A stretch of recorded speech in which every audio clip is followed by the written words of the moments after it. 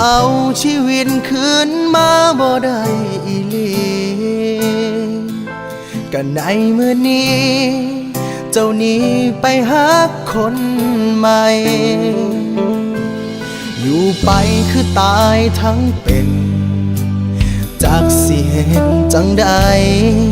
ทุกลมหายใจอ้ายมีแค่เจ้าเมื่อมีคนตายผู้ใด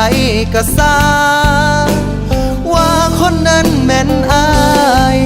เมาแล้วขี่มอเตอร์ไซค์แหกโค้งเสียหลักเขาว่าไอ้ตายแล้วไอ้ตายแล้วเห็นผู้ใดก็สร้างคือผู้สาวบอกเลิกกลับมาจนไปบ่เป็นกินเหล้าแต่เศร้าฮอดคำจนว่ามีคนเขาเห็นอ้ายกระเด็นตกอยู่ข้างทา